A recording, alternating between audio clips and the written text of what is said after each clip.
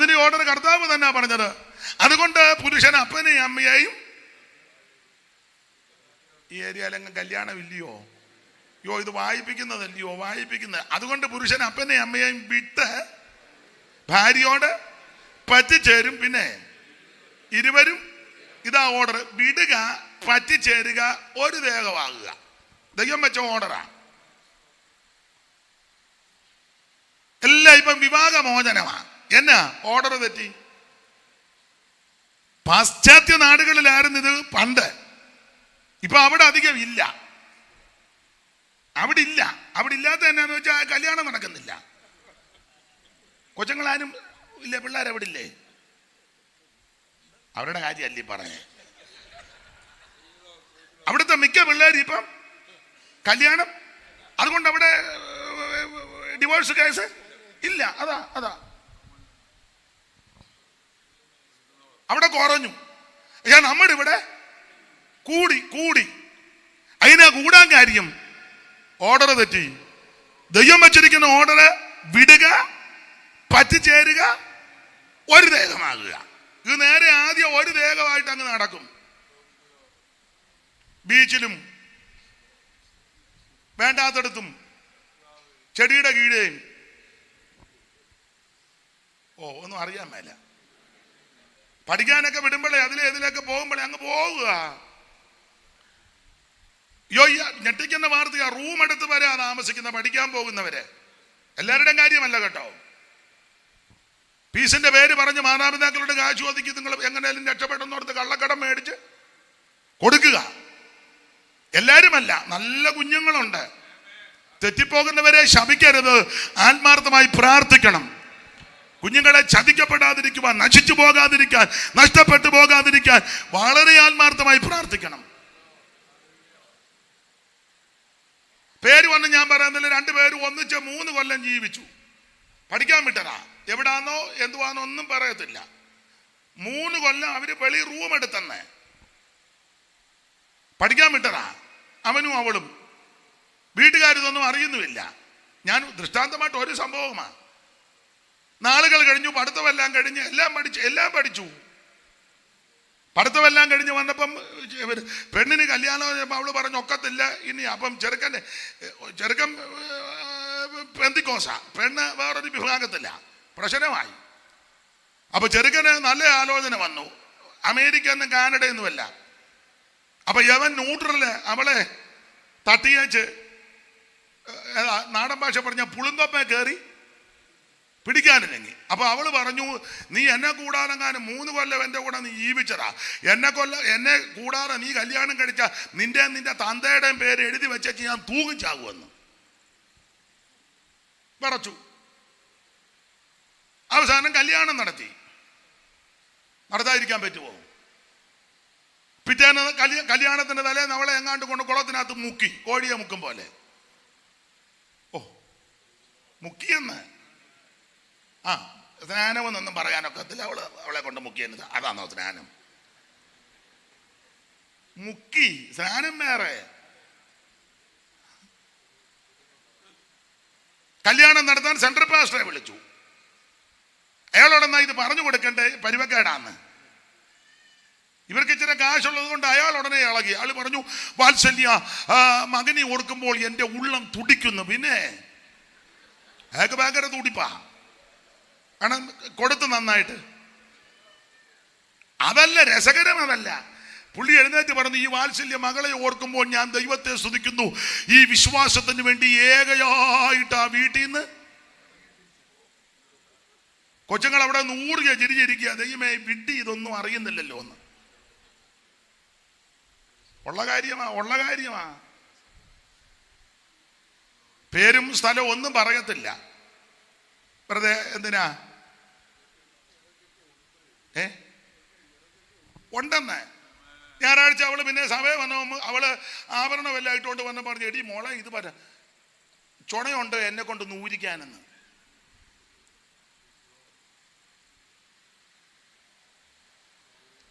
കുറ്റമല്ലേ പറയാന്നെ, ഇങ്ങനെ പോയിക്കൊണ്ടിരിക്കുന്നേ. അതുകൊണ്ട് എല്ലാ മാതാപിതാക്കളോടും കുഞ്ഞുങ്ങളോടും എല്ലാം പറയാം, കുഞ്ഞുങ്ങളെ നിങ്ങൾ ദൈവകൃപയെ ജീവിച്ചോണം. ചതിക്കപ്പെട്ടു പോകരുത്, വഞ്ചിക്കപ്പെട്ടു പോകരുത്. ആമേൻ. ദുഷ്ടന്റെ പിടിയിലൊന്നും അകപ്പെട്ടു പോകരുത്. മാതാപിതാക്കൾ ആത്മാർത്ഥമായിട്ട് പ്രാർത്ഥിക്കണം കുഞ്ഞുങ്ങൾക്ക് വേണ്ടി. അങ്ങനെ വഴിതെറ്റിപ്പോകുന്ന കുഞ്ഞുങ്ങൾ നശിച്ചു പോകരുത്. അവർ മടങ്ങി വരട്ടെ, അവർ ദൈവത്തെ അറിയട്ടെ, ദൈവത്തെ ഭജിക്കട്ടെ. എന്താ കാരണം? ദൈവം വെച്ച് ഓർഡർ തെറ്റിച്ചു. എന്തുവാ ദൈവം വെച്ച് ഓർഡർ? ആദ്യം വിടുക, പറ്റിച്ചേരുക, പിന്നെ ഒന്നല്ല. ഇതിപ്പോ നടന്നു വരുന്ന ആദ്യം ഒന്നല്ല, എന്നുവെച്ച് പിന്നെ പറ്റിച്ചേരും. ഒന്നായി നോക്കും, പറ്റിച്ചേരും, ഒക്കുന്നില്ലെന്ന് കണ്ട പിന്നെ നോക്കുന്ന ഉടനെ അങ്ങ് വിടുകല്ലേ. ദൈവം വെച്ചിരിക്കുന്ന ഓർഡർ മാറ്റരുത്.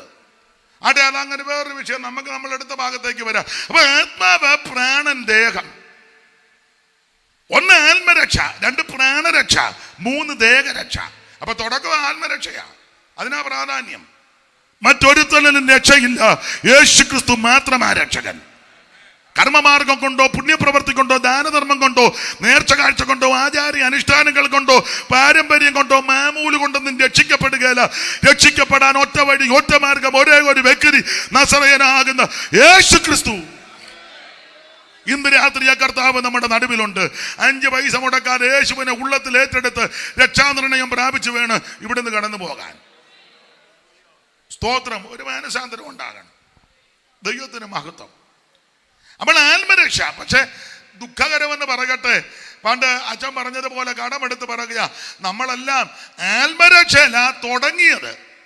പക്ഷെ ഇപ്പം 10, 30, 40, 50 കൊല്ലമായപ്പോൾ ദേഹരക്ഷയല്ല ഇപ്പം വന്ന് നിൽക്കുന്നു. എല്ലാവരും അങ്ങനെ. ഒരു 99 ആത്മരക്ഷ തുടങ്ങിയതാ. ഇറക്കമൊക്കെ ആത്മരക്ഷയിലായിരുന്നു.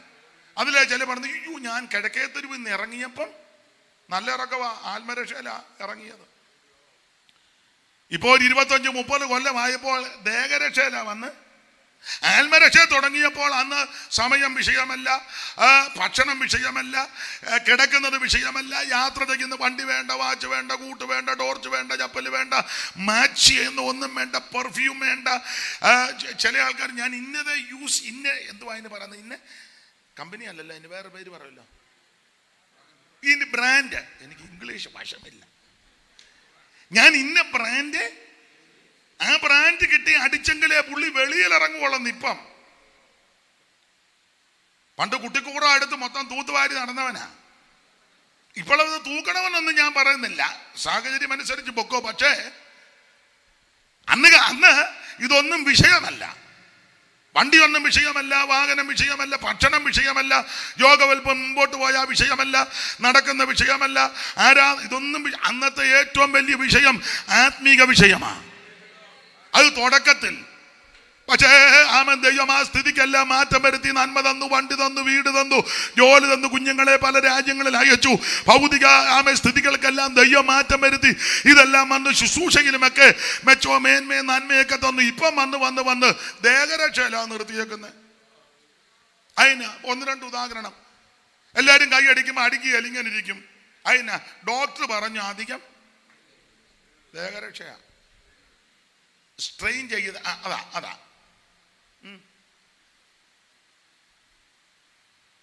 ഈയിടെ ഞങ്ങളുടെ സഭയിലെ ഒരു കർത്തദാസൻ വന്ന് പ്രസംഗിച്ചപ്പോൾ അദ്ദേഹം പറഞ്ഞ കാര്യം പെട്ടെന്ന് ഓർമ്മ വന്നു.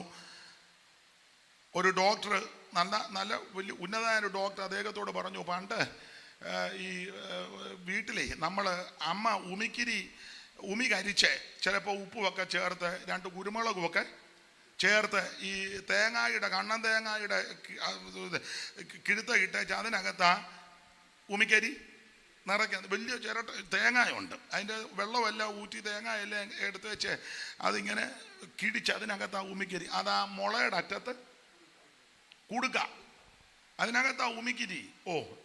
നിങ്ങളെല്ലാം അങ്ങ് ബക്കിംഗ്ഹാം പാലസിൽ നിന്ന് വന്നതുകൊണ്ട് അവിടെ കുടുക്കയുണ്ടോ ചിരട്ടയുണ്ടോ ഉള്ളവർ അറിയാം. ഒന്നും അറിയാമല്ല, പാവത്തങ്ങൾ ഉള്ള കുടുക്കകത്ത് കാച്ചിട്ടവർ വരെ ഇതിനകത്തിരിപ്പുണ്ട്. അവസാനം കുലുക്കി വെച്ച് ഇങ്ങനെ നോക്കി ഈർക്കലി കൊണ്ട് ഉണ്ട്. അങ്ങനെ ആരേലും ചെയ്തിട്ടുണ്ടോ എന്ന് കൈ പൊക്കിക്കേ. ആണ്ടിരിക്കുന്നത് അത്ര എണ്ണം ഇപ്പം പിടി കിട്ടിയല്ലോ. കുടുക്ക വരുന്നില്ല, അതിനാ ഈർക്കലി കൊണ്ട്.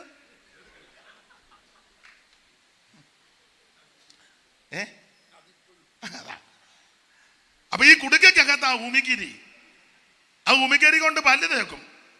ചൂണ്ടുവിരല് വെച്ച് പല്ല് നന്നായിട്ട് തേക്കും. എന്നിട്ട് ഈർക്കലി എടുത്തോണ്ടാ നാക്ക്, അത് പെരക്കാത്തൊന്നും ഇപ്പൊ എല്ലാം പെരക്കാത്താന്നല്ലോ, എല്ലാം പെരക്കാത്ത. അവിടെ നാക്ക് പഠിക്കുന്നു, അപ്പുറം ബാത്റൂമിൽ പോകുന്നു, ഇവിടെ ഇരുന്ന് കഴിക്കുന്നു, എല്ലാം അടുത്തടുത്താ. പണ്ട് അങ്ങനെ ആയിരുന്നു. പണ്ട് പറമ്പിന്റെ മൂലയ്ക്ക, അങ്ങേ മൂലയ്ക്ക ഒന്ന് മറച്ചൊരു പാലത്തടി ഇട്ട്. ഇപ്പൊ എല്ലാം പെരക്കും, എല്ലാം നാക്ക് പഠിക്കുന്നു, ബാത്റൂമിലോട്ട് പോകുന്നു, ഇപ്പറ ഇരുന്ന് കഴിക്കുന്നു, തൊട്ടപ്പറ ഉണ്ടാക്കുന്നു. നിങ്ങൾക്കൊന്നും അറിയാൻ മേല, ആട്ടെ ഉള്ളതാട്ടെ. അപ്പൊ പണ്ട് നാക്ക് പഠിക്കുമ്പോഴേ ഭയങ്കര ശബ്ദം എടുക്കും ചിലര്, എടുക്കും. അപ്പൊ ആ ഡോക്ടർ അദ്ദേഹത്തോട് പറഞ്ഞെന്ന്, അത് ഹാർട്ടിന് വളരെ പ്രയോജനമാണ്. ഹാർട്ടിന് അറ്റാക്കും വരാതിരിക്കാൻ വളരെ നല്ലതാ. എന്നാ നമ്മുടെ കൂടെ ഉള്ളത് മിക്കതിനും അറ്റാക്ക്, അനങ്ങുന്നില്ലല്ലോ, മിണ്ടുന്നില്ലല്ലോ. അന്ന് നാക്ക് പഠിക്കുമ്പോഴാ ഉറക്കെ ആയാസം എടുക്കുന്നത്. എടാ, ഇന്ന് യോഗത്തിന് വന്നൊരു 10 ഗ്ലോറി പറയാവോ ഉറക്കെ? ഒരു ഹല്ലേലൂയ അകത്തീന്ന് വരണം. Price the Lord. ഒരു 10 ഗ്ലോറിയും 10 ഹല്ലേലൂയായി ഒരു 10 പ്രൈസ് ദി ലോർഡ് ഒക്കെ പറഞ്ഞാൽ ഇത് മാറുവന്ന് ഇത് വന്ന് യോഗത്തിന് വന്ന് ഊമൻ തെറ്റിയിരിക്കുക. എന്ത് ചെയ്താണെങ്കിൽ ഇനി അവസാനം ഒരു 3 ഹല്ലേലൂയായിക്ക് ഇങ്ങനെ പൊക്കാനിരിക്കുക. അത് കഴിയുമ്പോ എന്നാ നേരെ പോവുക. ആർക്കും ഒന്നും വരാതിരിക്കട്ടെ. ആമേൻ. ഞാൻ പറഞ്ഞത് ആത്മരക്ഷയില തുടങ്ങിയത്, പക്ഷെ ഇപ്പം വന്ന് ദേഹരക്ഷയില. ഉറക്കെ കൈയടിക്കാനൊക്കെ അതിലെ ശബ്ദം എടുക്കരുതെന്നാണ് ഡോക്ടർ പറഞ്ഞിരിക്കുന്നത്. പിന്നെ ഒരു കാരണവശാലും ഫാസ്റ്റിങ് എടുക്കരുത്. രാവിലെ ബ്രേക്ക്ഫാസ്റ്റ് മസ്റ്റാ ആണെന്ന്. ബ്രേക്ക്ഫാസ്റ്റ് ഒന്നുമില്ലേ 2 ബിസ്ക്കറ്റ് എങ്കിലും. പിന്നെ ദേഹരക്ഷയില. ഇപ്പം സൂക്ഷം 12:40 ആകുമ്പോൾ ഭക്ഷണം ദേഹരക്ഷയാ. പിന്നെ രാവിലെ 8 മണിക്കകം ബ്രേക്ക്ഫാസ്റ്റ് റെഡി. പിന്നെ വൈകിട്ട് 8 മണിക്കകം ഡിന്നർ. പിന്നെ ഡോക്ടർ പറഞ്ഞു 5 നട്ട്സ്, 5 ബദാം, 5 പിസ്ത, പിന്നെ എല്ലാം അയ്യഞ്ച. എന്നാന്നോ ഒരു അരുതാഴിക പോലെ. എല്ലാവരുടെയും കാര്യമല്ല. അത് കഴിക്കുന്നതുകൊണ്ട് ഞാൻ എതിരല്ല. കഴിച്ചോ, സാഹചര്യവും സമയമൊക്കെ കൊണ്ട് കഴിച്ചോ. പക്ഷെ ഞാൻ പറഞ്ഞത് ഇത് ആത്മീകത്തിൽ ഇപ്പൊ ഇല്ലല്ലോ. ദേഹരക്ഷയുടെ കാര്യത്തിലല്ലേ ഉള്ളൂ. ആത്മരക്ഷയിലുണ്ടോ? കൃത്യം 4-ന് എഴുന്നേക്കണം, സ്വോത്ര പ്രാർത്ഥന നടത്തണം. കൃത്യം 5 മണിക്ക് കുടുംബ പ്രാർത്ഥന നടത്തണം. അത് കഴിഞ്ഞ് 1 മണിക്കൂർ വചനം വായിക്കണം. അത് കഴിഞ്ഞ് മറ്റു കാര്യങ്ങൾ ക്രമീകരിക്കുക. അത് കഴിഞ്ഞ് പ്രവർത്തനങ്ങൾക്ക് പോകുക, അല്ലെ ശുശ്രൂഷ ചെയ്യുക. അത് കഴിഞ്ഞ് സന്ധ്യയ്ക്ക് കുടുംബ പ്രാർത്ഥന കൃത്യം 7 മണിക്ക് അല്ലെ 6 മണിക്ക്. ഇതിലൊരു യാതൊരു ക്രമവും അല്ല. ഉണ്ടെങ്കിൽ ഉണ്ടെന്ന് പറയില്ല. ഇല്ല, പൊതുവില ആരെ ഉദ്ദേശിച്ചല്ല. ഇല്ല. പ്രാർത്ഥന കൃത്യസമയത്ത് ആരംഭിക്കണം. പാട്ട് പഠിക്കണം, വചനം വായിക്കണം, ധ്യാനിക്കണം. വീട്ടിൽ മാസത്തിലൊരു ഉപവാസ പ്രാർത്ഥന വെക്കണം. കോട്ടയം മീറ്റിംഗ് മുടക്കരുത്. ഇത് മിക്കടത്ത് ലേലം വിളിയാ. ആർക്ക് വേണം. പണ്ടൊരു നാടൻ പാട്ടുണ്ടായിരുന്നു, ആർക്ക് വേട്ടായ കളിനീലിക രമ്പൻ. ആർക്ക് വേട്ടാന്ന്, ആർക്ക് വേണമെന്ന് ചോദിക്കുകയല്ലേ ആർക്ക് വേണം. അപ്പൊ നേരെ ഇരുന്നവനെല്ലാം കുനിഞ്ഞിരിക്കും. നേരെ ഇരുന്നല്ലേ അങ്ങോട്ട് വെക്കുന്നെന്ന് ചോദിക്കുന്നത്. അതുകൊണ്ട് ഇപ്പൊ ഉപദേശമാരും എല്ലാം ലിസ്റ്റ് ഇട്ടിരിക്കുക. ഞാനും ഇന്ന് ഇട്ടേച്ചാ വന്നേ. ആണെന്ന് ദേഹരക്ഷയുടെ കാര്യത്തിൽ കൃത്യതയുണ്ടല്ലോ, നിഷ്ഠയുണ്ടല്ലോ, ചിട്ടയുണ്ടല്ലോ, ക്രമമുണ്ടല്ലോ. ആത്മരക്ഷയുടെ കാര്യത്തിൽ തന്നെ ക്രമമില്ലാത്ത. ദൈവം വെച്ച ഓർഡർ തെറ്റിക്കരുത്. ദൈവം വെച്ച ഓർഡർ തെറ്റിച്ചാൽ എന്റെ ഭാഷയാ ഒരു നടക്ക് പോകത്തില്ല. ദൈവം വെച്ചിരിക്കുന്ന ഓർഡർ ആദ്യത്തെ രക്ഷ ആത്മരക്ഷയാ. യേശു ക്രിസ്തുവിൽ കൂടി മാത്രം മറ്റൊരുത്തനും രക്ഷയില്ല. യേശു ക്രിസ്തു മാത്രമാണ് രക്ഷിതാവ്. ദൈവത്തിന് മഹത്വം, ദൈവത്തിന് മഹത്വം. ആട്ടെ, ഭാഗം പെടുക. ആത്മരക്ഷ. 2 പ്രാണരക്ഷ. 3 ദേഹരക്ഷ. അപ്പോൾ യാക്കോബ് രക്ഷയ്ക്ക് പ്രാധാന്യം കൊടുക്കുന്നില്ലെന്നാ പലരുടെയും വാദം. ചിലർ പറയുന്നത് പൗലോസിനെ വെട്ടിയെന്ന. ഇത് രണ്ടും ശരിയല്ല. അതെന്ത്? ഒന്ന്, പൗലോസ് ലേഖനം എഴുതുന്നതിന് മുമ്പ് യാക്കോബ് ഈ കാര്യം രേഖപ്പെടുത്തി. 2, യാക്കോബ് ആത്മരക്ഷയ്ക്കും പ്രാണരക്ഷയ്ക്കും ദേഹരക്ഷയ്ക്കും പ്രാധാന്യം കൊടുത്തു. അതാ ഈ ലേഖനത്തിന്റെ വിശേഷത. യാക്കോബിനെ പറ്റിയൊക്കെ, കർത്താവിന്റെ സഹോദരൻ യാക്കോബിനെ പറ്റി പഠിക്കുന്നത് ആരംഭ സമയത്തൊന്നും യേശുവിൽ ഇവരാരും വിശ്വസിച്ചവരല്ല. നമുക്കറിയാമല്ലോ, കർത്താവ് ശുശ്രൂഷ ചെയ്ത കാലത്ത്, ജീവിച്ച കാലത്ത് ഈ സഹോദരന്മാരാരും യേശുവിനെ വിശ്വസിച്ചില്ലെന്ന ഒരു വാക്യം വായിച്ചേ ശാന്തി സിസ്റ്ററെ. യോഹന്നാന്റെ സുവിശേഷം 7-ാം അധ്യായത്തിന്റെ 4-5 തിരുവഴുത്തൊന്ന് വായിച്ചു. അറിവുള്ള വാക്യമാ, എങ്കിലും ഒന്ന് വായിച്ച് സഹായിച്ചാട്ടെ. യോഹന്നാന്റെ സുവിശേഷം 7-ാം അധ്യായത്തിന്റെ 4-5. പ്രസിദ്ധനാകുവാൻ ആഗ്രഹിക്കുന്നവനാരും രഹസ്യത്തിലൊന്നും ചെയ്യുന്നില്ലല്ലോ. നീ ഇത് ചെയ്യുന്നുവെങ്കിൽ ലോകത്തിന് നിന്നെ തന്നെ വെളിപ്പെടുത്തുക എന്ന് പറഞ്ഞു. അവന്റെ സഹോദരന്മാരും അവനിൽ വിശ്വസിച്ചില്ല. അവന്റെ സഹോദരന്മാരും അവനിൽ വിശ്വസിച്ചില്ല. അപ്പോൾ യേശുക്രിസ്തുവിന്റെ സഹോദരന്മാരുണ്ടായിരുന്നു, അർത്ഥ സഹോദരന്മാർ. ഇവരാര്? യാക്കോബ്, യോസെ, യൂദ, ശിമോൻ. 6:3 മർക്കോസ് 6:3. അറിവുള്ള വാക്യമെങ്കിലും വായിച്ചു. മർക്കോസ് 6:3. ഇവൻ മറിയയുടെ മകനും യാക്കോബ്, യോസെ, യൂദ, ശിമോൻ എന്നവരുടെ സഹോദരൻ. യാക്കോബ്, യോസെ, യൂദ, ശിമോൻ. ഷീന്നില്ല, കുഴപ്പമില്ല. ശിമോൻ എന്നവരുടെ സഹോദരനുമായ തച്ചനല്ലേ. അപ്പോൾ ഇത് കർത്താവിന്റെ സഹോദരന്മാരുടെ പേരുകളാ. ഈ സഹോദരന്മാരാരും യേശു ജീവിച്ചിരുന്ന കാലത്ത്, ശുശ്രൂഷ ചെയ്ത കാലത്ത് യേശു ദൈവമാണെന്നോ, യേശു സ്വർഗത്തിൽ നിന്ന് വന്നവനാണെന്നോ, യേശു ക്രിസ്തു പാപപരിഹാരം വരുത്താൻ വന്നവനാണെന്നോ, യേശു അവൻ സമ്പൂർണ്ണ ദൈവമാണെന്ന് ഇവരാരും വിശ്വസിച്ചില്ല. പിന്നെ വിശ്വസിച്ചതപ്പോഴാണ് വേദപുസ്തകത്തിൽ എഴുതിയിട്ടുണ്ട്. നമ്മുടെ കർത്താവ് കൊരിന്ത്യലേഖനം 15 പറയുന്നത് പോലെ, തിരുവെടുത്ത് പറഞ്ഞതുപോലെ അവൻ മരിച്ച്, തിരുവെടുത്ത് പറഞ്ഞതുപോലെ അടക്കപ്പെട്ട്, തിരുവെടുത്ത് പറഞ്ഞതുപോലെ ഇവിടുന്ന് 3-ാം ദിവസം ഉയർത്ത് എല്ലാവർക്കും പ്രത്യക്ഷപ്പെട്ട് വരികയാ. ആദ്യം മറിയയ്ക്കാ പ്രത്യക്ഷപ്പെട്ടത്. പിന്നെ കൊരിന്ത്യലേഖനത്തിൽ ഒരു വിഷയം തെളിയിക്കാൻ പൗലോസ് കേബാവിന്റെ പേരങ്ങ് ആദ്യം പറഞ്ഞു. ആദ്യം കേബാവിനെന്നാ വായിച്ചേ. 4-ാം വാക്യം മുതൽ വായിച്ചേ. കേബാവിന് പ്രത്യക്ഷപ്പെട്ടു. 3 മുതൽ വായിച്ചു. കൊരിന്ത്യർക്ക് എഴുതിയ 1-ാം ലേഖനം 15-ാം അധ്യായത്തിന്റെ 3-ാമത്തെ തിരുവെടുത്ത് മുതൽ വായിച്ചാട്ടെ. വായിക്കേ. ക്രിസ്തു നമ്മുടെ പാപങ്ങൾക്ക് വേണ്ടി, യേശുക്രിസ്തു നമ്മുടെ പാപങ്ങൾക്ക് വേണ്ടി തിരുവെഴുത്തുകളിൻ പ്രകാരം മരിച്ചു അടക്കപ്പെട്ടു. തിരുവെഴുത്തുകളിൻ പ്രകാരം 3-ാം നാൾ ഉയർത്തെഴുന്നേറ്റു. കേഫാവിനും, അപ്പൊ അവിടെ കേഫാവിനും പിന്നെ 12 പ്രത്യക്ഷനായി. അടുത്ത വാക്യം. എന്നിങ്ങനെ ഞാൻ ഗ്രഹിച്ചത് തന്നെ നിങ്ങൾക്ക് ആദ്യമായി ഏൽപ്പിച്ചു തന്നുവല്ലോ. അനന്തരം അവൻ 500-ൽ അധികം സഹോദരന്മാർക്ക് ഒരുമിച്ച് പ്രത്യക്ഷനായി. അവർ മിക്കപേരും ഇന്ന് വരെ ജീവനോടിരിക്കുന്നു, ചിലരോ നിദ്ര പ്രാപിച്ചിരിക്കുന്നു. അനന്തരം അവൻ യാക്കോബിനും പിന്നെ അപ്പോസ്തലന്മാർക്കും എല്ലാവർക്കും പ്രത്യക്ഷനായി. അപ്പോൾ യാക്കോബിന് പിന്നെ പ്രത്യക്ഷനായി. യാക്കോബിനും പിന്നെ അപ്പോസ്തലന്മാർക്കും ഒന്നുകൂടെ വായിച്ചേ. യാക്കോബിനും. അനന്തരം അവൻ യാക്കോബിനും പിന്നെ അപ്പോസ്തലന്മാർക്കും. അപ്പം യാക്കോബ് അപ്പോസ്തലൻ അല്ല.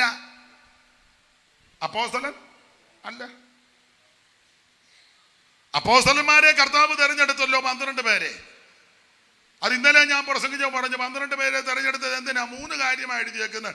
1, തന്നോടുകൂടെ ഇരിക്കാൻ. 2, പ്രസംഗിക്കണം. 3, ഭൂതത്തെ പുറത്താക്കണം. ഇപ്പോഴത്തെ അപ്പോസ്തലന്മാര് സിംഹഭാഗം ആൾക്കാരും കർത്താവിനോട് കൂടെ ഇരിക്കുന്നില്ല. വന്ന ഉടനെ ഭൂതത്തെ ഇറക്കുക. എല്ലാരും ഭൂതത്തെ, കർത്താവിന്റെ കൂടെ ഇരിക്കുന്നില്ലെന്ന്. കർത്താവ് വെച്ച ഓർഡർ, മുമ്പേ പറഞ്ഞ ഓർഡറാ. ആ വാക്യം ശാന്തി സിസ്റ്റർ കണ്ടെങ്കിൽ മർക്കോസിന്റെ സുവിശേഷം 3-ാം അധ്യായത്തില.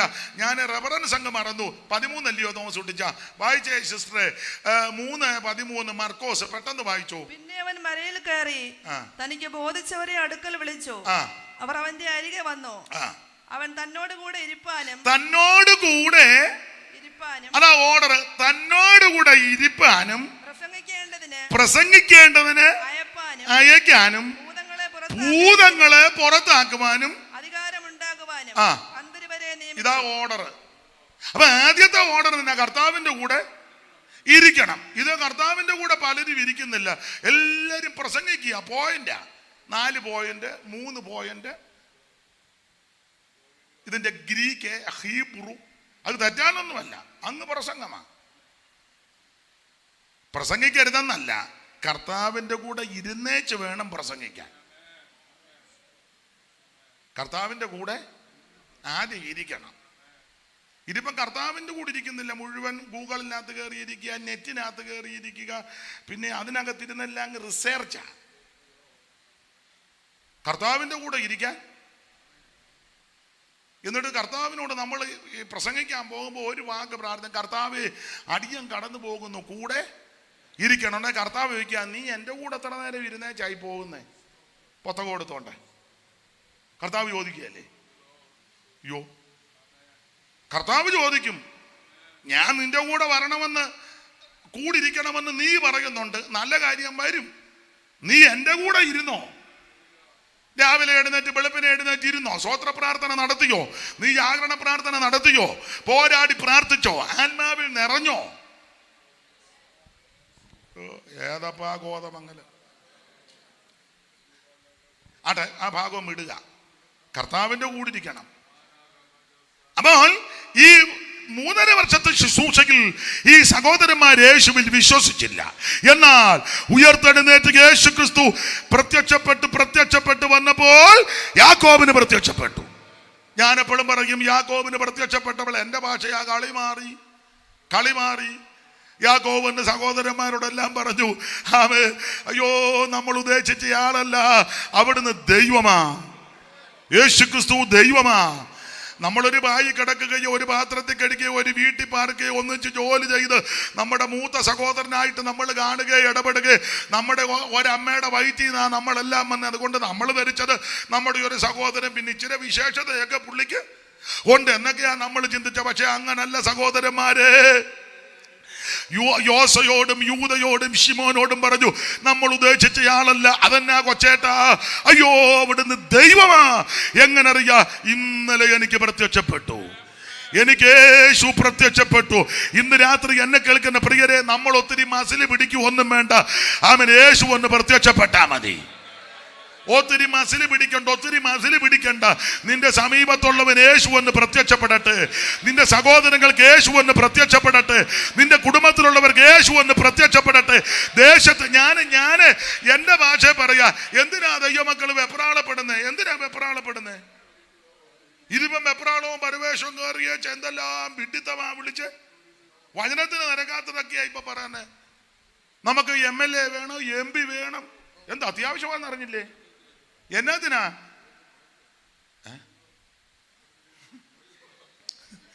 നിങ്ങളൊന്നും പറയണ്ട, നിങ്ങൾക്ക് പാര വരും. എന്നെ പിന്നെ ഇതിനായിട്ട് അഭിഷേകം ചെയ്ത് വിട്ടിരിക്കുന്നതുകൊണ്ട് ഞാൻ അതിൻ്റെ പരുവത്തിന് മിണ്ടരുതേ. പഴമക്കാർ പറയുമ്പോൾ ഉള്ള കഞ്ഞിയും കൂടെ പാറ്റാ വീടുവേ, മിണ്ടണ്ടേ. അതൊക്കെ ഞാൻ അതിൻ്റെ പരുവത്തിന് കൈകാര്യം ചെയ്തോളാം. ദൈവത്തിന് മഹത്വം. എടാ, MLA വേണ്ട, MP വേണ്ട, മെമ്പറും വേണ്ട, ആരും വേണ്ട. പിന്നെ എന്നാ? ഇഷ്ടമുണ്ടേ വിശ്വസിച്ചാൽ മതി. MLA യേശു ഒന്ന് പ്രത്യക്ഷപ്പെട്ടാ പോരെ? ഇപ്പോഴുള്ള MLA-മാർക്ക് യേശു ഒന്ന് പ്രത്യക്ഷപ്പെട്ടാ പോരെ? മുഖ്യമന്ത്രിക്ക് യേശു ഒന്ന് പ്രത്യക്ഷപ്പെട്ടാ പോരെ? പ്രധാനമന്ത്രിക്ക് യേശു ഒന്ന് പ്രത്യക്ഷപ്പെട്ടാ പോരെ? അമിത്ഷായ്ക്ക് യേശു ഒന്ന് പ്രത്യക്ഷപ്പെട്ടാ പോരെ? VD സതീശന് യേശു ഒന്ന് പ്രത്യക്ഷപ്പെട്ടാ പോരെ? സ്വോത്ര പിണറായിക്ക് യേശു ഒന്ന് പ്രത്യക്ഷപ്പെട്ടാ പോരെ? എന്നാ ഒരു സങ്കടം? പിന്നെ ദൈവത്തിന് മഹത്വം. നിന്റെ അടുത്തുള്ളവൻ യേശു പ്രത്യക്ഷപ്പെട്ടാ പോരെ? ആണ്ടൊരു തള്ളയുണ്ട്, ശശികല. യേശു വന്ന് കലയ്ക്ക് പ്രത്യക്ഷപ്പെട്ടാ പോരെ? ശശികല അത് മതിയെന്ന്. നമ്മളിവിടെ കിടന്ന് കണ്ണനവും ബഹളവും തർക്കവും വാദവും പിന്നെ എന്തുവാ ചോദ്യോത്തരോ എന്തെല്ലാം കൊന്ത്രാക്കൊള്ളിയ. എടാ, ഞാനൊരു കാര്യം പറയാ, നീയും ഞാനും മുട്ടാലിരുന്ന് പോരാടി പ്രാർത്ഥിക്കണം. പ്രാർത്ഥിക്കുമ്പോൾ യേശു അവർക്ക് പ്രത്യക്ഷപ്പെടും. അല്ലാതെ നെടുക നടന്ന് വോട്ട് പിടിക്കുക, നെടുകട നടന്ന് ഉള്ള എല്ലാവരും സ്ഥാനാർത്ഥിയാക്കിയപ്പോൾ യോഗത്തിനും ചിലത് വരികയില്ല, കൂട്ടായ്മയ്ക്കും വരികയില്ല. ഇവൻ പിന്നെ പോകേണ്ടിടത്തും എല്ലായിടത്തും എല്ലാവരുടെയും കാര്യമല്ല, പോയേ പറ്റൂ. ജനപ്രതിനിധിയല്ലേ? അതോ IPCയുടെ ആണോ MLA MP? IPCയുടെ അല്ല, ജനപ്രതിനിധിയാ. ഒരു ദേശത്തെ MLA, ഒരു MP, അല്ലെ ഈ മുഖ്യമന്ത്രി ഇപ്പോൾ പിണറായി വിജയൻ കമ്മ്യൂണിസ്റ്റുകാരുടെ അല്ല, കേരളത്തിന്റെ മുഖ്യമന്ത്രിയാണ്. ബഹുമാനപ്പെട്ട നരേന്ദ്രമോദി അവർ ഇന്ത്യയിലെ പ്രധാനമന്ത്രിയാ. അദ്ദേഹം BJPയുടെയോ RSSന്റെയോ അല്ലെങ്കിൽ അവരുടെ പാർട്ടിയുടെ അല്ല, ഇന്ത്യ മഹാരാജ്യത്തിന്റെ പ്രധാനമന്ത്രിയാ. അപ്പൊ അവർക്ക് പല കാര്യങ്ങളുണ്ട്, ഉത്തരവാദിത്വമുണ്ട്. അതുകൊണ്ടാണ് ഞാൻ പറയും, നിങ്ങൾ ഇഷ്ടമുണ്ടോ ചോദിച്ചാൽ മതി. ഒരു MLAയോ MPയോ വന്നാൽ ആ രാജ്യത്തുള്ള നാട്ടിലുള്ള പല കാര്യങ്ങൾക്ക് ഇടപെടണം. അല്ലാതെ നീ കയറി വെച്ച് പറയാം എന്നെ കിട്ടുക എന്ന് പറഞ്ഞാൽ നല്ല തേമ്പ് നിന്നെ. അപ്പൊ ചെയ്യേണ്ട കാര്യം വേറെ പുസ്തകത്തിന്റെ വെളിച്ചത്തിൽ പറയാ, നീ ഞാനും മുട്ടയിലിരുന്ന് പ്രാർത്ഥിക്കണം. ദൈവമക്കൾ പോരാടി പ്രാർത്ഥിക്കുമ്പോൾ നിലവിലുള്ള MLAയോട് MPയോടും ദൈവം ഇടപെടും. യേശു പ്രത്യക്ഷപ്പെടുകയല്ലേ? അവൻ അന്ന് പ്രത്യക്ഷപ്പെട്ടവൻ ഇപ്പോഴും പ്രത്യക്ഷപ്പെടും. ഇന്ന് രാത്രി അവിടെ നമ്മുടെ നടുവിലുണ്ട്. Price the Lord. അവിടത്തേക്ക് കഴിയാത്ത ഒരു കാര്യവുമില്ല. ഇന്ന് രാത്രി ദൈവത്തിന്റെ പൈതലേ, നീ യേശു പ്രത്യക്ഷപ്പെടാൻ പ്രാർത്ഥിക്ക. സുന്ദർ സിംഗിന് മാത്രമല്ല പ്രത്യക്ഷപ്പെടുന്നത്, സാധു സുന്ദർ സിംഗിന് മാത്രമല്ല പ്രത്യക്ഷപ്പെടുന്നത്. അവൻ കിഴക്കേത്തെരുവിലുള്ള നിനക്കും പ്രത്യക്ഷപ്പെടും. അമേരിക്കയിലുള്ള ബില്ലി ഗ്രാമിനോ അങ്ങനെയുള്ളവർക്ക് മാത്രമല്ല യേശു പ്രത്യക്ഷപ്പെടുന്നത്. ആമേൻ, സ്തോത്രം, സ്തോത്രം, ആമേൻ, സ്തോത്രം. ചെങ്ങമനാടുള്ള നിനക്കും യേശു പ്രത്യക്ഷപ്പെടും. ഇന്ന് രാത്രി അവിടുന്ന് മുഴു ലോകത്തിന്റെ ദൈവമാ. യേശു ക്രിസ്തു ഏകദൈവമാ. യേശു ക്രിസ്തു സത്യദൈവമാ. യേശു ക്രിസ്തു നിത്യദൈവമാ. യേശു ക്രിസ്തു സാക്ഷാൽ ദൈവമാ. ഇന്ന് രാത്രി യേശു ഒന്ന് പ്രത്യക്ഷപ്പെടട്ടെ.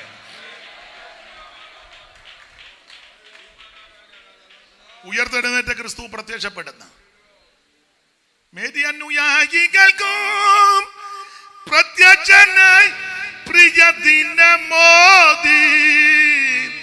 മേദിയനുയായികൾക്കും പ്രത്യക്ഷനായി പ്രിയ ദിനമോദി.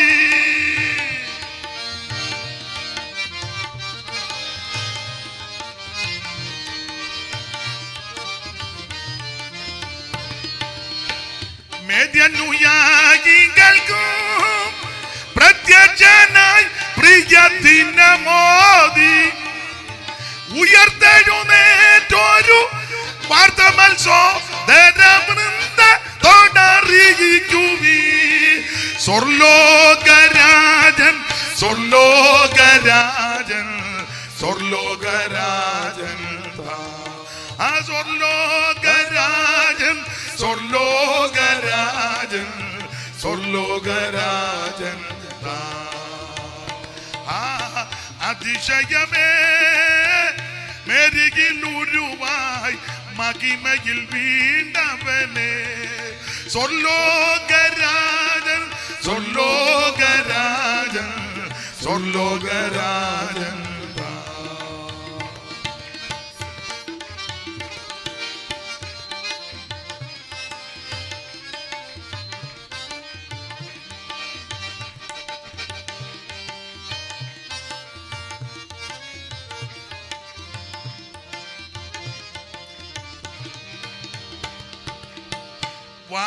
വാതിലടച്ചിരിക്കെ മധ്യത്തിലെ ശുഭന്ന ഞാൻ നൽകി.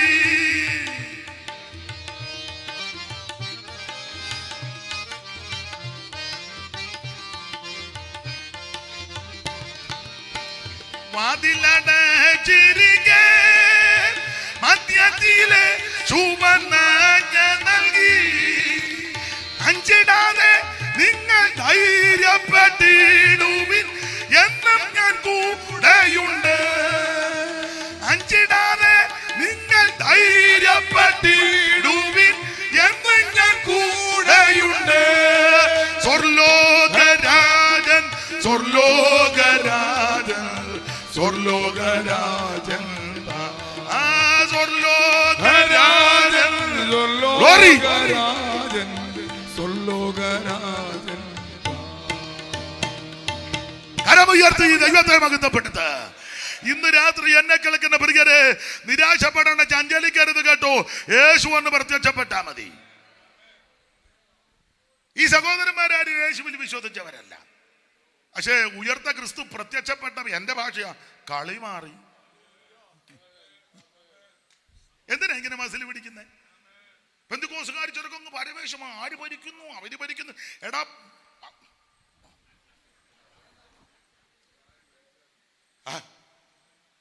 നീ എന്തിനിങ്ങനെ കിടന്ന്?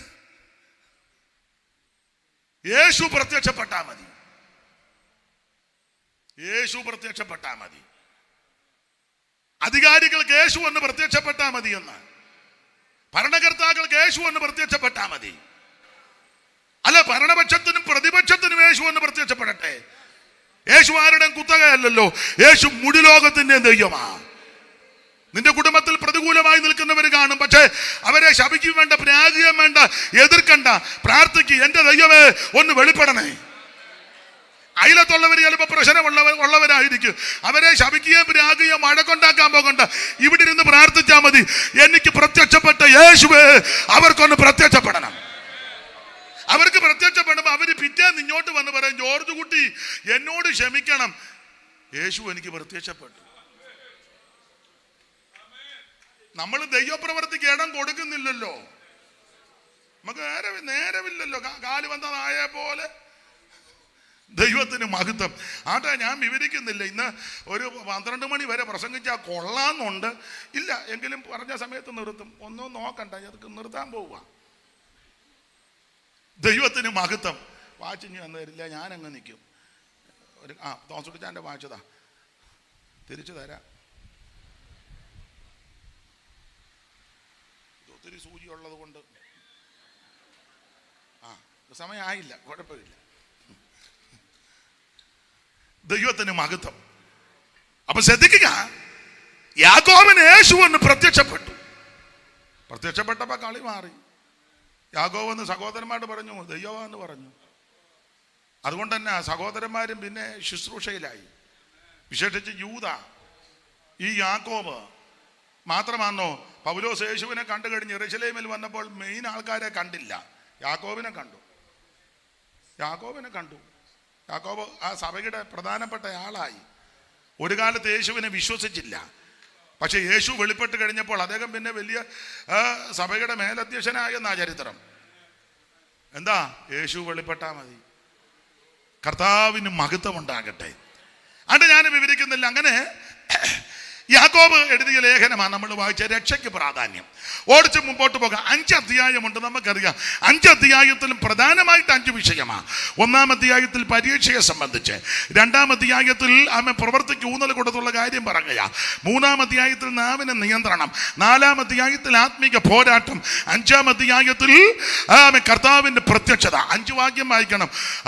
1-ാം അധ്യായത്തിന്റെ 12-ാം വാക്യവും 2-ാം അധ്യായത്തിന്റെ 14-ാം വാക്യവും 3-ാം അധ്യായത്തിന്റെ 5-ാം വാക്യവും 4-ാം അധ്യായത്തിന് മുമ്പേ കുറുവാക്യം 7-ാം വാക്യവും 5-ാം അധ്യായത്തിന്റെ 9-ാം വാക്യവും. 1, 12, 2, 14, 3, 5, 4, 7, 5, 9. പരീക്ഷ ഫലിക്കുന്ന മനുഷ്യൻ ഭാഗ്യവാൻ, അവൻ കൊള്ളാകുന്നവനായി തെളിഞ്ഞ ശേഷം കർത്താവ് തന്നെ സ്നേഹിക്കുന്നവർക്ക് വാഗ്ദത്തം ചെയ്ത ജീവകിരീടം പ്രാപിക്കും. അപ്പൊ 1-ാമത്തെ അധ്യായത്തിൽ പരീക്ഷ, അത് ശരിയായി പറഞ്ഞ പരിശോധന അല്ലയോ?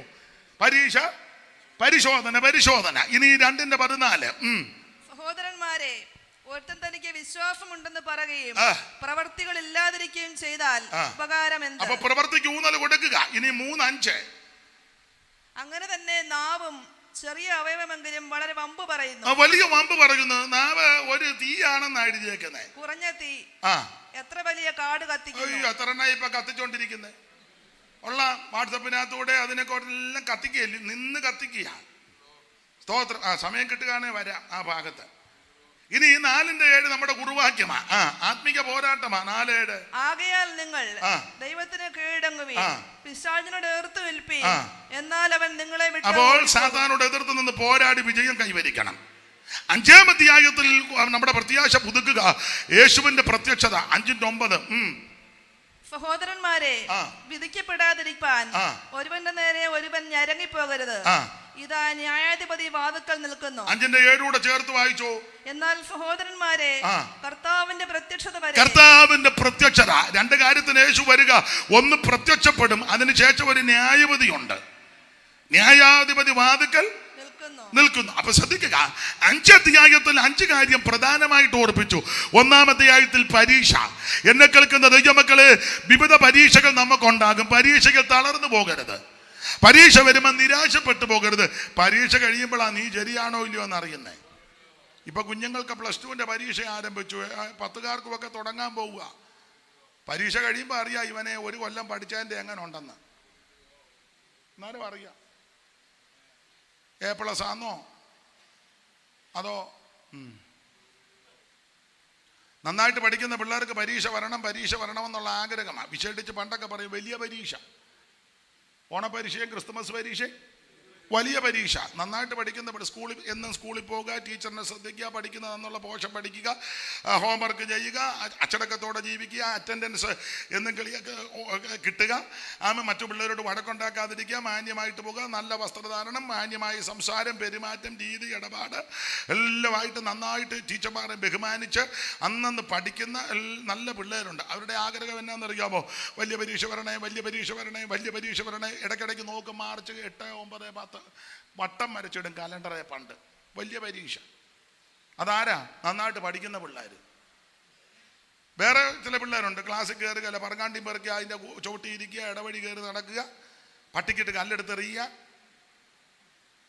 മറ്റുള്ളവൻ്റെ സൈക്കിൾ മോട്ടിച്ചുകൊണ്ട് പോയി ചവിട്ടി നടക്കുക, ടീച്ചറിനെ ഇരട്ടപ്പേര് വിളിക്കുക.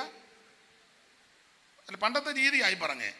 കൂട്ടുകാരനെ തല്ലുക, സെറ്റ് കൂടി മറ്റവനിട്ട് ഇടിക്കുക, ക്ലാസ്സിൽ കയറാതിരിക്കുക, വല്ലവൻ്റെ പറങ്കാവിലും മാവിലും കയറി മാങ്ങ പറിച്ച് തിന്നുക. പഴയ കളയായി പറയുന്നത്. ഇപ്പോഴത്തതൊക്കെ ഇപ്പോഴത്തെ ഒന്നും പറയാനൊക്കെ അല്ല.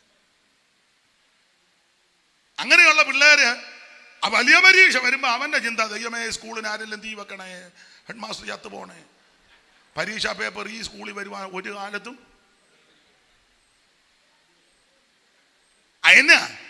അവനിതൊന്നും ചെയ്തിട്ടില്ല, അവന് വെപ്രാളമാണ്. ആത്മീകത്തിന്റെ വിഷയം പറഞ്ഞത്. തികഞ്ഞ ആത്മീകര് എന്നാ പറയുന്നറിയോ? പരീക്ഷ വരട്ടെ, പരിശോധന വരട്ടെ, പ്രശ്നങ്ങൾ വരട്ടെ, ഇത് കഴിയുമ്പോൾ ഞാനൊന്നുകൂടെ തെളിഞ്ഞ് വെളിയിലിറങ്ങാൻ പോവുക. പരീക്ഷ സഹിക്കുന്ന മനുഷ്യൻ അന്നേരം അവൻ കൊള്ളാവുന്നവനാണെന്ന് തെളിയുന്നത്. തെളിഞ്ഞവൻ വെളിയിൽ വരും. അപ്രകാരം അങ്ങനെ തെളിഞ്ഞു വന്നല്ലോ, ഒന്നും വിവരിക്കുന്നില്ല. ഈ വിവിധ പരീക്ഷകൾ വരുമ്പോൾ ദൈവമക്കൾ പതറരുത്. പാപമൊഴികെ നമുക്ക് തുല്യമായി സകലത്തിലും പരീക്ഷിക്കപ്പെട്ട ഒരുവൻ നമുക്ക് വേണ്ടി സ്വർഗത്തിലുണ്ട്. അതുകൊണ്ട് പൗലോസ് കൊരിന്ത്യലേഖനത്തിൽ പറഞ്ഞു, മനുഷ്യർക്ക് നടപ്പില്ലാത്ത പരീക്ഷ നിങ്ങൾക്ക് നേരിട്ടിട്ടില്ല. വായിച്ചേ 10:13 തോന്നുന്നു. വായിച്ചേ കൊരിന്ത്യർക്ക് എഴുതിയ 1-ാം ലേഖനം 10-ാം അധ്യായം 13-ാം വാക്യം. മനുഷ്യർക്ക് നടപ്പില്ലാത്ത പരീക്ഷ എന്നെ കേൾക്കുന്ന പ്രിയരെ, നമുക്ക് സഹിക്കാൻ പറ്റാത്തതൊന്നും ദൈവം തരികയല്ല. നിനക്ക് വഹിക്കാൻ പറ്റാത്തതൊന്നും ദൈവം തരത്തില്ല. നീ സഹിക്കാൻ പാടില്ലാത്ത ഒന്നും ദൈവം തരികയില്ല. Price the Lord. മനുഷ്യർക്ക് നടപ്പില്ലാത്ത പരീക്ഷ നിങ്ങൾക്ക് നേരിട്ട്, നമുക്ക് സഹിക്കാൻ പറ്റാത്ത ഒന്നും ദൈവം തരികയില്ല. ഇപ്പൊ തോമസ് കുട്ടി ഞാൻ കൊച്ചുമക്കളുണ്ടോ? എത്രയാ ഉണ്ട്? 3 പേര്. ഇളയ ആളിന് എന്തോ പ്രായമുണ്ട്? 1.25. അതിന്റെ മൂത്തതിനോ 6 വയസ്സ്. അപ്പൊ അത് നല്ല ഉണ്ടോ? എന്തിയേ? അവിടെ ഇരിക്കട്ടെ. അപ്പൊ 6 വയസ്സുള്ള മോനോ മോളോ? 6 വയസ്സ് മോളെ. എന്തോ പേര്? ഐറിൻ. നല്ല പേരുവാ.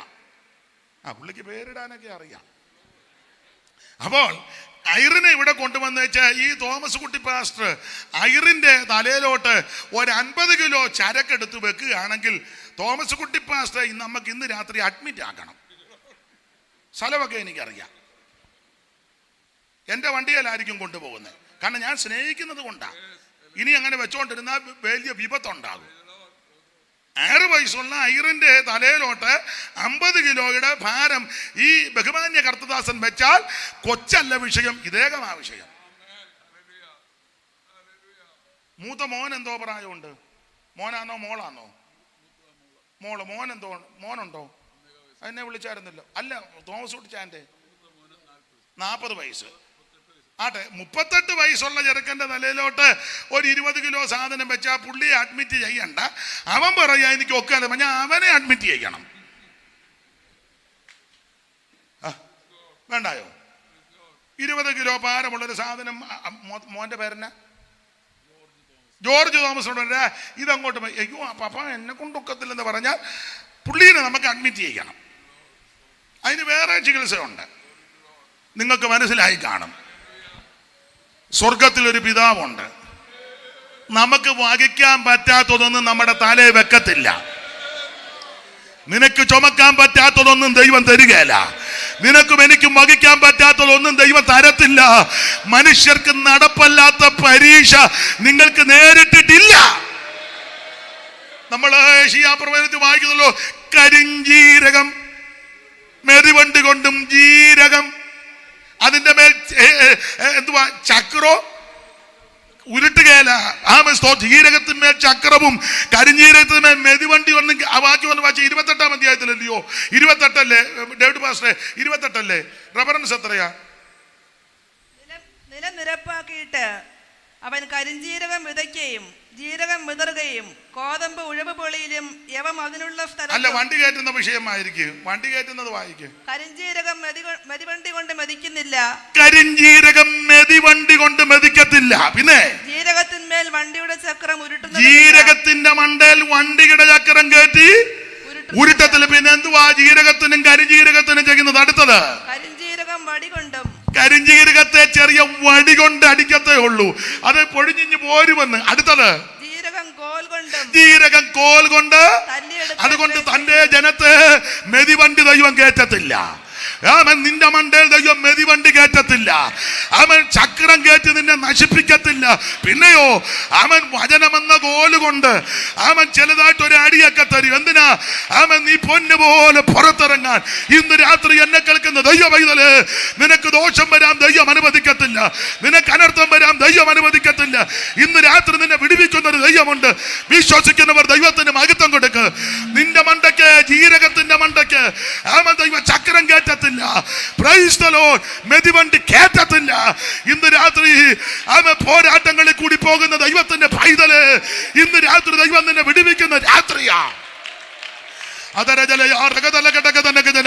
ശോധനകൾ കടന്നു വരുമ്പോൾ, പ്രതികൂലം കടന്നു വരുമ്പോൾ ദൈവം നിന്നെ തള്ളിക്കളയത്തില്ല. ദൈവം നിന്നെ ഉപേക്ഷിക്കത്തില്ല. ദൈവം നിന്നെ കൊള്ളുകയെന്ന് പറഞ്ഞ് കളയത്തില്ല. ഇന്ന് രാത്രിയിൽ ഈ രാത്രി മനുഷ്യർക്ക് നടപ്പല്ലാത്ത പരീക്ഷ നിങ്ങൾക്ക് നേരിട്ടിട്ടില്ല. ഇന്ന് രാത്രി വിടുതലോടെ വേണം തിരിച്ചു പോകാൻ. വിടുതലോടെ, മനോഭാരത്തോടെ, ദുഃഖത്തോടെ, വേദനയോടെ കടന്നു വന്ന ആരെങ്കിലും ഇന്ന് രാത്രി എന്നെ കേൾക്കുന്നെങ്കിൽ, നിന്റെ പ്രശ്നങ്ങൾക്ക് ഇന്ന് രാത്രി യേശു പരിഹാരം തരും. നിന്റെ വിഷയങ്ങൾക്ക് ഇന്ന് രാത്രി യേശു വിടുതൽ തരുന്ന രാത്രിയാ.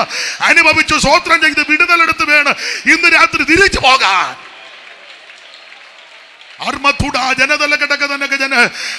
വിടുതലേറ്റെടുക്ക്, വിടുതലേറ്റെടുക്ക്. ഇന്ന് രാത്രി നിന്റെ മണ്ടയ്ക്ക് അവൻ മെതിവണ്ടി കേറ്റത്തില്ല. നിന്റെ മണ്ടയ്ക്ക് ദൈവം ചക്രം കേറ്റത്തില്ല. ഇന്ന് രാത്രി വചനമെന്ന ഗോല് കൊണ്ട് ചെറുതായിട്ട് അടിക്കും. എന്തിനല്ല? പൊഴിഞ്ഞ് പൊഴിഞ്ഞ് അവൻ യജമാനന് ലാഭമാക്കാൻ. ഇന്ന് രാത്രി നിന്നെ ആദരിക്കുന്ന, അനുഗ്രഹിക്കുന്ന, രക്ഷിക്കുന്ന ഒരു ദൈവമുണ്ട്.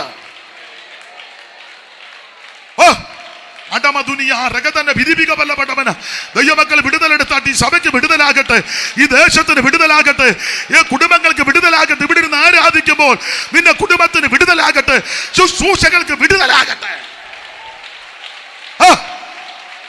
രോഗശാന്തി, രോഗശാന്തി ഉണ്ടാകട്ടെ. രോഗബന്ധനം ഇന്ന് രാത്രി അടിയട്ടെ. രോഗാത്മാവ് ഇന്ന് രാത്രി അടിയട്ടെ. നിന്റെ അസ്ഥിക്കകത്ത്, ധമനിക്കകത്ത്, രക്തത്തിനകത്ത്, ഞരമ്പിനകത്തൊക്കെ കുടുങ്ങിയിരിക്കുന്ന രോഗബന്ധനങ്ങൾ ഇന്ന് രാത്രി അടിക്കുന്ന രാത്രിയാണ്. വിടുതൽ. ദൈവത്തിന് മഹത്വം, ദൈവത്തിന് മഹത്വം, ദൈവത്തിന് മഹത്വം, ദൈവത്തിന് മഹത്വം, ദൈവത്തിന് മഹത്വം, ദൈവത്തിന് മഹത്വം, ദൈവത്തിന് മഹത്വം. ഇന്ന് രാത്രി സാത്താന്റെ കെട്ടുകൾ അടിക്കട്ടെ. ആ സാത്താന്റെ കെട്ടുകളിൽ അടിപ്പാൻ പ്രത്യക്ഷനായ ദൈവപുത്രന്റെ ശക്തി. എല്ലാ പോരുകൾ, ദേശത്തിന്റെ അധിപതികൾ വടക്കിനോട് തരികാന്നും തെക്കിനോട് തടുത്തു വെക്കരുത്. ഇന്ന് രാത്രി ദേശത്തെ തടുക്കുന്ന, ആത്മാക്കളെ തടയുന്ന, കുടുംബങ്ങളെ തടയുന്ന ദുഷ്ട ശക്തികളുടെ മേൽ യേശുവിന്റെ നാമത്തിൽ